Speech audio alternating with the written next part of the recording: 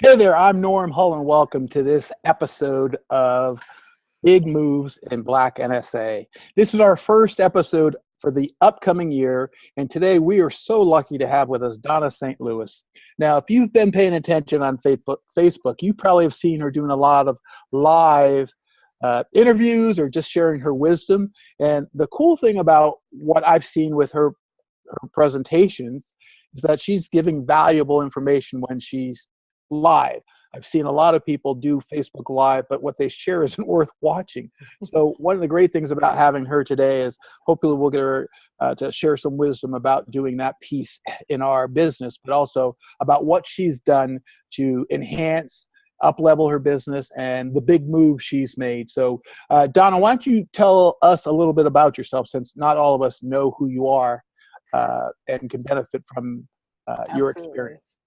Well, my name is Donna St. Louis, and people always ask me if that's my stage name. No, it's not. It's my actual name. And it's spelled a little funny as well. So it's spelled DAWNNA, which was really easy to get the domain. It was really easy. Little background is that when I was 19 years old, I was homeless. I actually slept in my car for several months, and turned out that's not where I was supposed to be in life. And I busted my butt, really figured out how to turn, a dime into a dollar, just, kept working. And I landed in information technology. I am a truly deep geek. In fact, there's probably technology that you use on your computer right now that I created. So that's kind of the deep geek that I am. Wow. That kind of deep geek. Anyway, I use my geekiness to build a business intelligence company, which is a nice way of saying a company that predicts the future of business. We know what's going to happen next in business. We not only follow trends, sometimes we even create them. So I built a business intelligence company. I sold that company 12 years later, so I was 39 at the time, several years ago. I sold that company when I was 39 years old for several $100 million, and now I am in this world. I actually moved into the speaking world, and I do quite a bit in regards to helping people from a business acceleration standpoint. So the difference between business growth and business acceleration: business's growth is generally incremental. It's 10, 20% gains. Business acceleration is exponential, talking about doubling and tripling your business. And you have to be strategic at both. You have to be really strategic at business acceleration, and that's what I do now. Mm-hmm. And who are most of your clients? Give us an example of a client of yours. So I have tiers of clients, right? So let's just talk about from a business standpoint, that lower tier client is going to be someone who has a business that's about, and these aren't solopreneurs, these are entrepreneurial business owners. So let's say they'll have a business that's about $5 million and somewhere up to about 10, 15, maybe 20. So that'll be that lower tier. And then the second tier will go up from that. And then the highest tier client that I have, usually they work within a large organization, like they might work within a Walmart, or they might work within a really large company, and they need help generally on a project. They are trying to figure out how to get a strategic organization, an organizationally strategic project to the forefront, so that they again they can have business acceleration. And that's usually on the corporate side. On the private side, it varies. I have people who are just starting out as entrepreneurs that they just have their investment dollars, to people who are doing very well as solopreneurs. They're probably doing 7 or 8 figures a year, and I still help them with business acceleration. But that's a different side of the business. So when you became a speaker, did that change what you did? Because now, and I could be wrong here, but when you were working in the tech world, I can't imagine that you were giving speeches. You were probably... Actually, I did give quite a few speeches. Okay. Yeah. Okay. I was the chief operations officer of our business intelligence company. I got that role through literally a coin toss.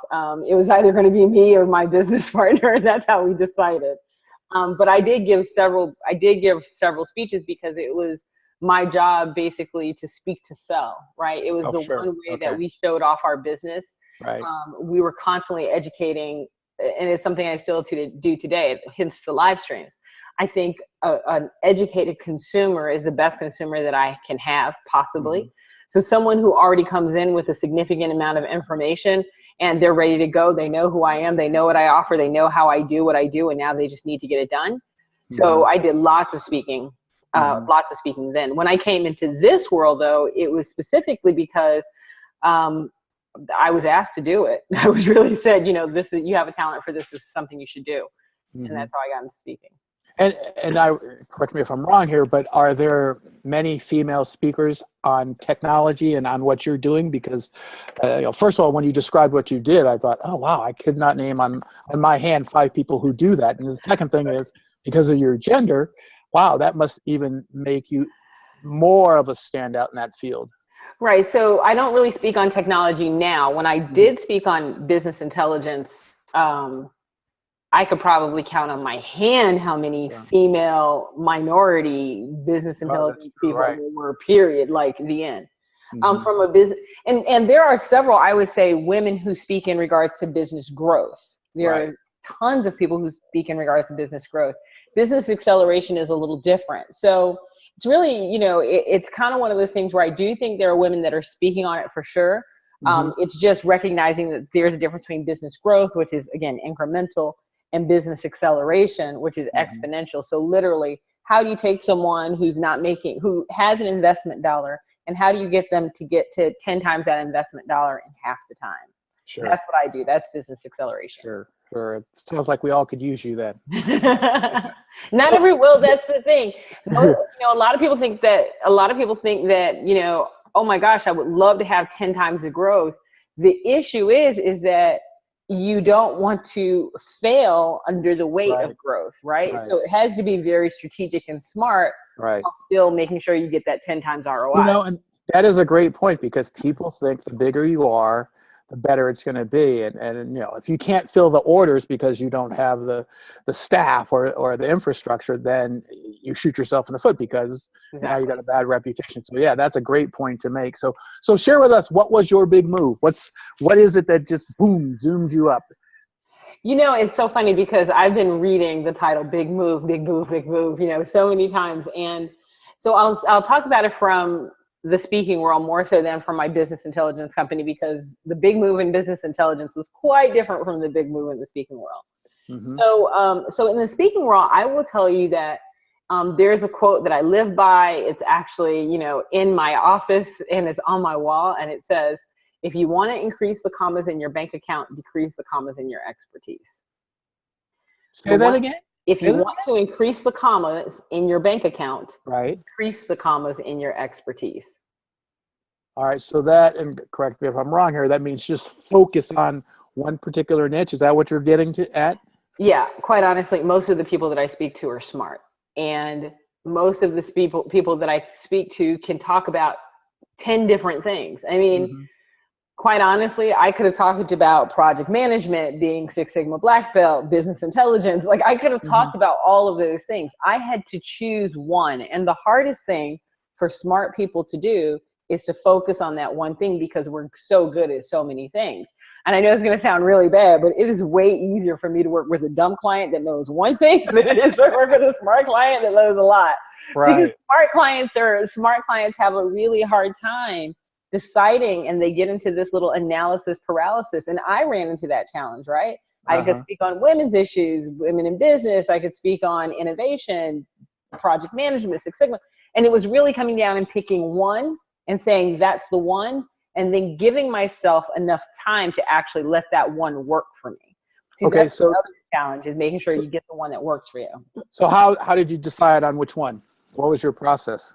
I literally talk to people and ask them, okay, when you call me, because I used to get people that call me all the time and said, I just wanted to pick your brain. And I know there's this whole thing about when people call to pick your brain, and you only have one brain, so don't let them do it, blah, blah, blah. And I get that.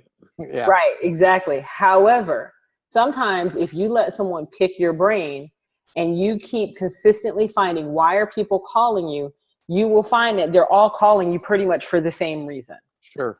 What is that reason? And that will actually help you find your niche. You really need to know what that reason is. And the other thing is recognizing that what you did in your past and the hurdles that you already got over is what people really want you to teach them for their future. Mm-hmm. Right. So we're so busy looking for the new thing that we don't recognize that our old thing is someone else's new thing. Mm-hmm. So our experience will help them avoid the challenges or hiccups or pitfalls that we went through. So they get the benefit from us. People want the map, right? They want the roadmap. They want to know how to do it. And, you know, one of the biggest benefits that I had was someone sat down with me and said, you know, you really should talk about the blueprint that you use to build your first business. You don't build a $250 million business by accident, and then how you do it so it's not hard. And so it's really coming up with sharing that blueprint and recognizing that that blueprint was valuable and it can be used for other people. And that's what I've done. I've actually been speaking a lot on business acceleration by use of a blueprint. Mm-hmm. And now when you deliver your information, is it in a speech? Is it in a workshop setting? What are your delivery methods? Yeah, so over time, and this is very important to hear me say these words, over time. In other words, I didn't start on day one and then like day two, I had 7 different income streams. That is again crushing under your success, right? Yeah. Initially it was just workshops, and then it became workshops and keynote speeches. Now I do workshops, private coaching, keynote speeches, of course, as well as master classes. And I have a group of masterclass clients that they come into my program and they stay in my program, and we're usually committed for 2 to 3 years. Oh, so because we long term. Right, yeah. Exactly. So these are people who are committed for 2 to 3 years, and our goal is to get them from wherever they are to 10 times growth in that 3 years. Mm-hmm. And that's very limited. That's only open to 10 people. Mm-hmm. And what position are these people in their business or corporations? Are they the CEOs? Are they middle managers they've got a path that's going to take them to that position? Or are they entrepreneurs? It's really based on what tier they're at. So for example, if they're a tier 1 or even maybe a tier 2 client. So I'll use a tier 1 client. A tier 1 client is going to be all C-level executives. Right. Okay. Tier 2 might be the sales director, for example, because usually it's the sales director that's responsible for exponential growth. Mm-hmm. Right? We want to go from getting 30 million sales to 60 million sales in a year. I'm dealing with the sales director and the vice president of sales and the sales team. Mm-hmm. And then when I get to the tier 3 clients or those hiring clients, it's usually someone in the vice president, director level, or even executive vice president roles that are the stakeholders responsible for large projects. Mm-hmm. On the private side, these are solopreneurs. So they could literally be just about anywhere in their business. Mm-hmm. And they are, to say it in a nice way, they're not broke. They have investment dollars and they're coming to make an investment in their future. I get a lot of people that call me and go, you know, I have $5 some bubble gum and I can call you in the morning. That's probably not going to work, right? Mm-hmm. It's people who actually have the opportunity. They've really taken the time to start a business they want to invest in. I tell people all the time, you can't get a return on investment if you're not investing. Right. Got to start there. Sure. So I've got some questions coming in, and it looks like consistently everybody wants to know, what was your biggest hurdle? Because, you know, you're at a place where you're successful, but we all know that it doesn't just happen. Yeah, no, so I'll tell you, my first biggest hurdle was choosing. No questions asked. Recognizing exactly what my focus was so hard. And then it wasn't even, and here's the thing, it wasn't even just picking the focus, it was sticking with the focus. Because a lot of times you'll pick a focus and you'll swear that you're focused, and then because you haven't made $1 million in 6 months, it's time for a new focus, right? Or or it's the next shiny object. So I would say my biggest hurdle was really sticking to that focus and holding on to that focus and not letting it go. Was there anything that you did that kept you when you were tempted to go look for the new shiny object? Knowing that, you know, sticking to it is what we all need to do. But when we get that call, that urge, was there anything in particular that anchored you to that path? Okay, so this is just going to be a straight up nerd answer. I'm just going to tell you right now. Nerds test everything, right? And we know we got to do something and then we got to test it and see if it works. And then we do something, test it and see if it works. And what had happened before is I realized that I wasn't giving things enough time when I was testing them. And so I gave myself a year. And I said, I'm going to do this for a year. And here's how I decided. I gave my login and password to modify my website to my husband. And I told him, you are not to give me my login and password to modify my website for a year. Because if he gave me the login and password, I would go and change from winning stuff to innovation to dog catcher, like, you know. Sure. And so I said, you can't. I said, so what you have to do is you have to not give me my login and password to my website for 1 year. And he did it. That was the only way. And there were many, many midnight threats. But I have this idea. And he was like, no. So I would tell you, and once I did that, then it really forced me to focus on my target market, and my offering. I had to stay focused. I had no choice. I couldn't go after the next shiny thing because my ability to go after it was now gone. I couldn't change my website. Right. You can't go out there and tell people you talking on innovation when your website says dog catcher. It just doesn't work. So I took away that ability.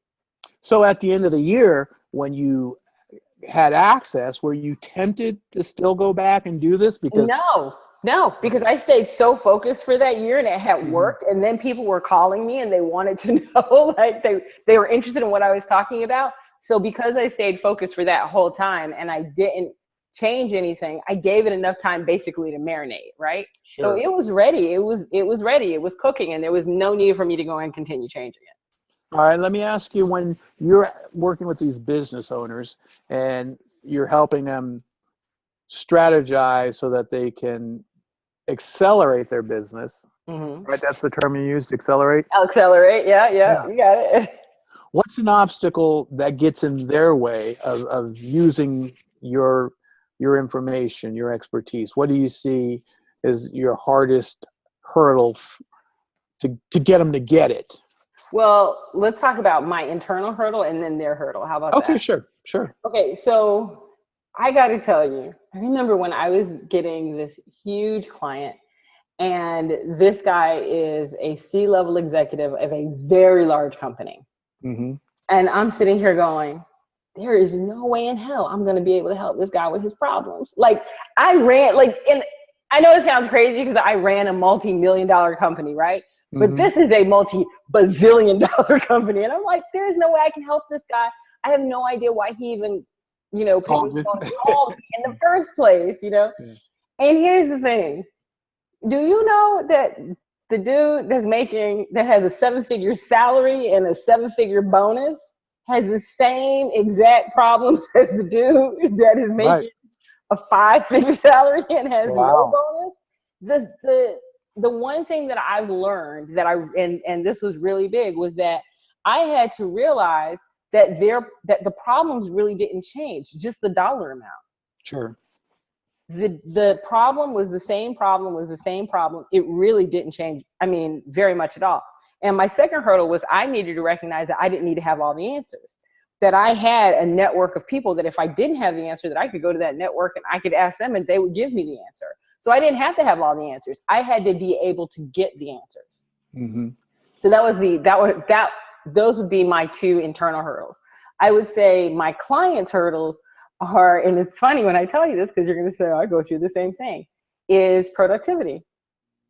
They're supposed to do these 6 things every day, and I got to tell you, some of them call me and it's the same excuse of, the babysitter, the dog, the cat, too many meetings, they got on a phone call, they forgot. Sure. Yeah.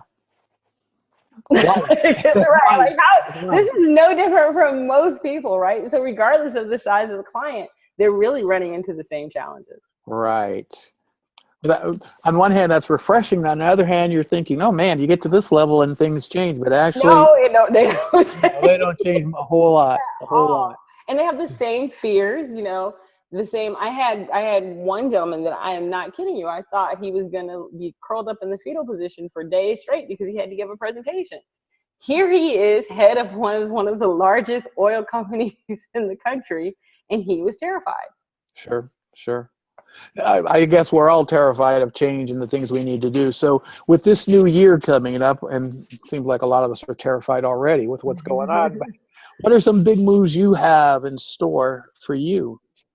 Well, with everything that's going on right now, whether it's politics or media, whatever you want to call it, I think Marquessa and I actually talked about this when I was in New York, and I said, the number one word I always want you to remember is leverage.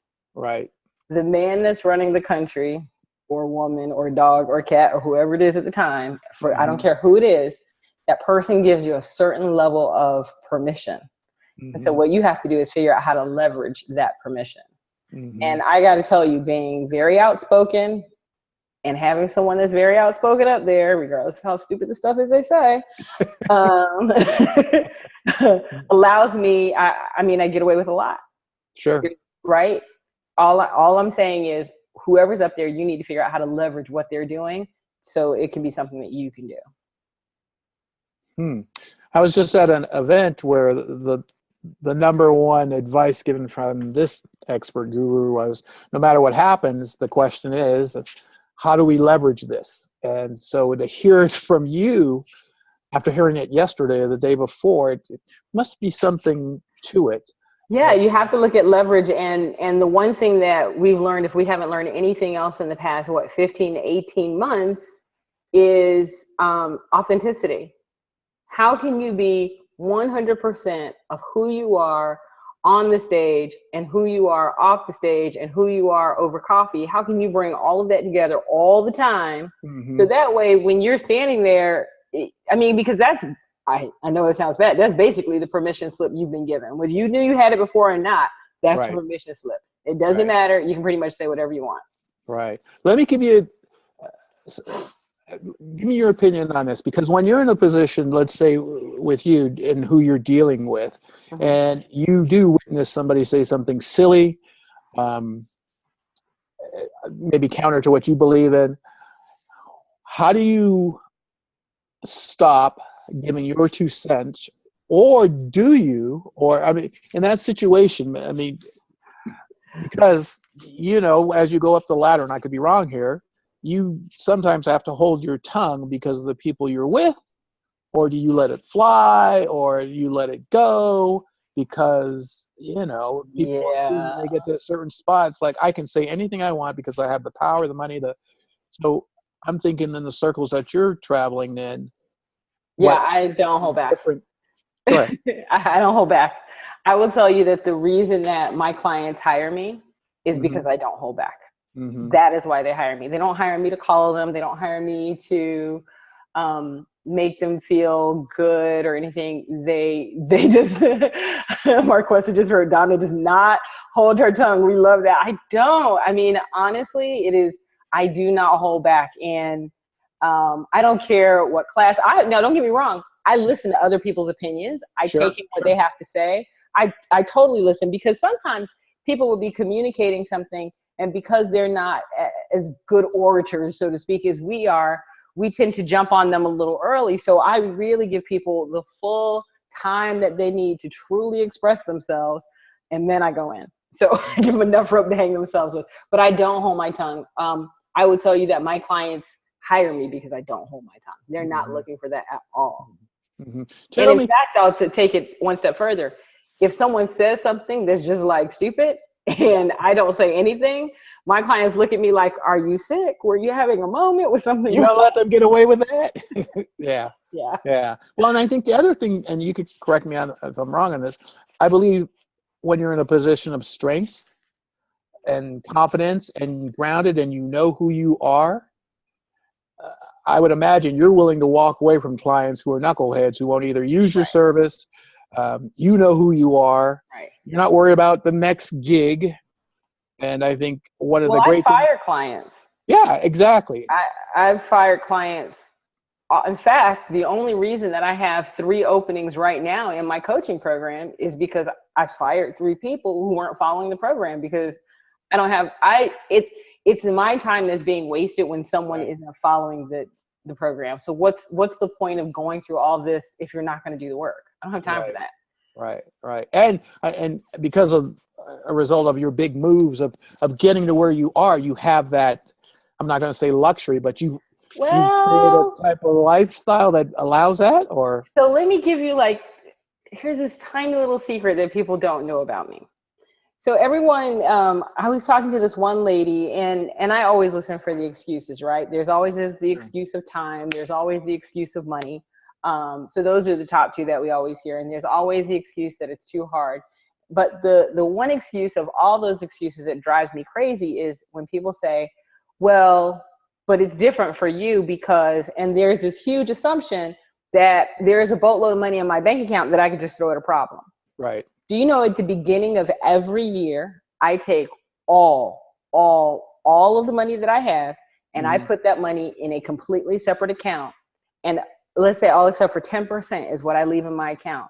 That's it. And that's what I have to use for investment for the year. That is it. So we're talking about profits. So from remaining profits, I take 10% and leave it in my account. That's it. Do you know that is the same amount of money that when I first started, not the same dollar amount, but the same value, 10% that I started with when I started my business. So it's really no different. So I don't like to hear that excuse of, well, because of where you are. No, because guess what? When I was homeless, I spent 50% of my paycheck, 50% of a paycheck that I had gotten on a book to learn something. So I never want to hear people's excuse of, oh, because of where you are. No, that's BS because I wasn't always here. And it's interesting because your small moves have got you to a place where you're living in a big place, in a big world, and you're living larger, not necessarily because of dollars, but where you are personally. How has NSA helped you, and how do you leverage membership? Okay. Community. No questions asked. Community. It's been the ability to pick up the phone. It's been the ability to go to New York and hang out with Marquesa. It's been the ability to go to Colorado and then get highest rated speaker there. It's been the ability to go to all these places and have this community. And quite honestly, when I go to Dallas, I don't think I sleep in a hotel when I go to Dallas, right? I'm coming to Dallas, and I have probably about 5 or 6 places to sleep, as well as chauffeurs that are willing to take me around whenever I go out of town. So that community for me is really, really valuable. And I know that someone wanted to know, I think it was Paul who wanted to know, with the political turbulent landscape, are my clients experience fear or lack of confidence with investing? And if so, how are you encouraging them? So the answer to that question is yes, they're very, very afraid. However, the one thing that I do tell them is that when things are going crazy, that is the time to invest. Right. If everyone else is afraid and they're sitting still and they're afraid to move, that's when you should really make your moves. Don't do what everyone else is doing. Everybody else is sitting still and they're stifled with fear. I'm going the opposite direction. I'm like, let's go for it. And so I tell my clients, I'm like, listen, one of the things that I always talk about to my clients is thinking and acting differently, right?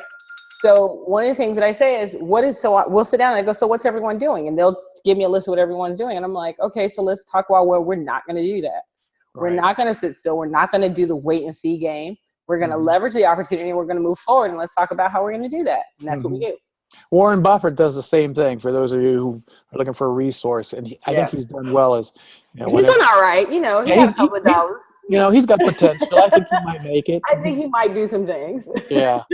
What's the best advice you can give to us from your perspective, looking at the speaking world, looking at, positioning our business to accelerate and not just grow? Anything come to mind? Yeah, for sure. Here's the one thing that I can tell you. I don't care what level of speaker you are, where you are in your career. There is a great value of going to NSA chapter meetings. However, you do yourself a great disservice if you go without a strategy, right? And so I'm going to challenge you, and I'm actually going to give you, so if you're listening to this right now, I'm going to give you 2 seconds to get a pen and paper and write down these 12 little things I'm going to tell you. 12. Don't worry, they're quick. They're 12 words. 12 words. Oh, words. Write Okay. down these 12 words. The first one is focus. Second, target market. Third, offering. Got that? Those first 3. Next three. Next three is marketing, leads and opportunities, sales. Here's your next three. It's people, process, technology. And here's your next three. Vision, mission, and goals. Okay, those are 12 words. Most times when I talk to people and they're talking about they're going to the NSA meeting because someone is teaching them the latest and greatest on how to close more deals faster using social media, oh my God, they're going to kill it. Yep. They have no idea what the hell they're selling. They have no idea what their focus is. They don't know who their target market is, and they have no idea what they're offering their target market. I don't care how much someone teaches you about social media, which is under marketing, until you know your focus and your target market and your offering, it does not matter. When you go to an NSA meeting, and make sure you are filling in one of these 12 blanks. You have to have all 12 blanks to be filled in for you to have a viable and successful business. That is this, like everybody wants to know the secret. That's the secret. Social media alone is not the secret. Hiring someone to do your sales for you is not the secret. Having a particular offering but not knowing who the target market is not the secret. You have to have all 12 of these. And if you don't have a purpose, you are really working on a broke mentality. Yeah. And for those of you who are getting into speaking and you're new, that is a great starting place. And for those of us who are experienced, you can look and go, I do that, I know that. But I'd have to look and see if I've got all 12 covered. But I do know, looking at it, I was heartened of what you shared, because I just, in fact, the question I posted on today's Black NSA Monday question was, how much have you invested in yourself? Right. And that's one of the things, if you look at those 12 things you've given us, those provide areas where you should be investing in those skills, talents, and the information that comes from those areas, so that you do know what you're looking for and do know what you don't know. So, well, here's the thing. I want you to imagine that you are a current business owner and that your business is doing well, and that you have decided that you want to grow your business, or you want to take it to the next level. You want to diversify a bit. Most people will screw up and they will diversify and focus target market and offering. Pick one. If you're going to modify your focus, ensure that you're modifying your focus for that target market. Don't modify 2 or 3 or 12 things. I see people do that all the time. They're like, they'll be working in a corporate environment, and then they'll say, no.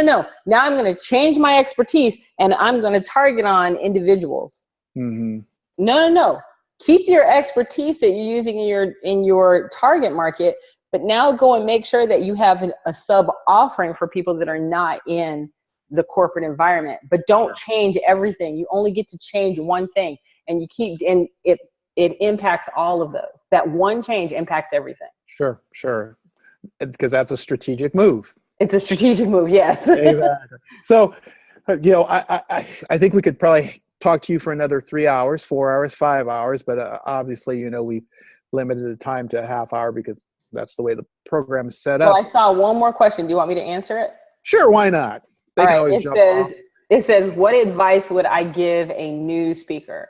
The advice that I would give a new speaker is start with what you already know, find a target market who wants to know it, and then ask them how they want to receive that information. Don't make the assumption that they want your speech or they want your breakout session when all they're actually looking for is something else, right? You need to find out. We make the big assumption that everybody wants to hear us run our mouths.